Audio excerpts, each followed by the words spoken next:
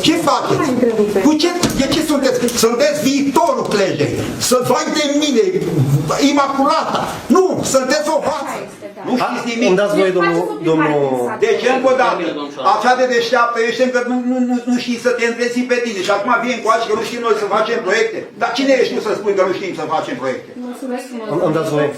Îmi dați voie. Dar păi, dar ce a făcut ce? Spune ce ai realizat în viața ta. Ești acum atât de deșteaptă. Ce ai realizat în viața ta? Spune și mie.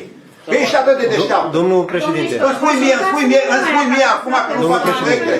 Dar cine a spus? Dar toate proiectele care au fost trimise la prefectură, nu au venit niciun proiect înapoi. Și tu, în ce calitate spui tu că un proiect e prost sau e bun? Domnul președinte.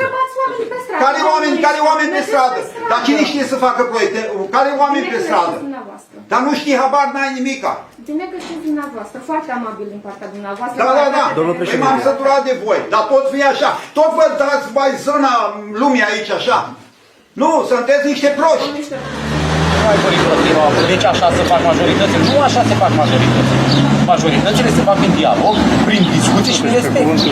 Fata asta, până la urmă, dacă e să fie, dacă mi-ar zice mie ceva iștoc, să-mi spună ceva iștoc mie, eu accept, sunt bărbat, ne vale, luptăm, ne tragem de degete.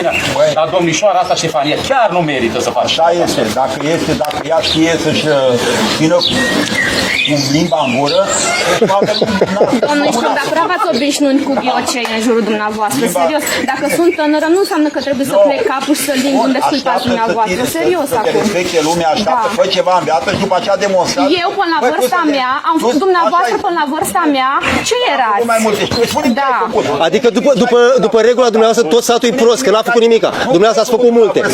Cine ești tu? Ai niște datorii la bănci care nu i-ai achitat, ai știut să furi băncile, asta ai făcut. Penibil, sunteți penibil. Păi, dar nu sunt penibil, că ai executat.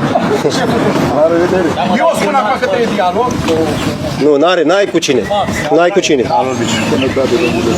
N-ai cu cine. Am eu grijă de tine, lasă. Eu am grijă, poți să ai.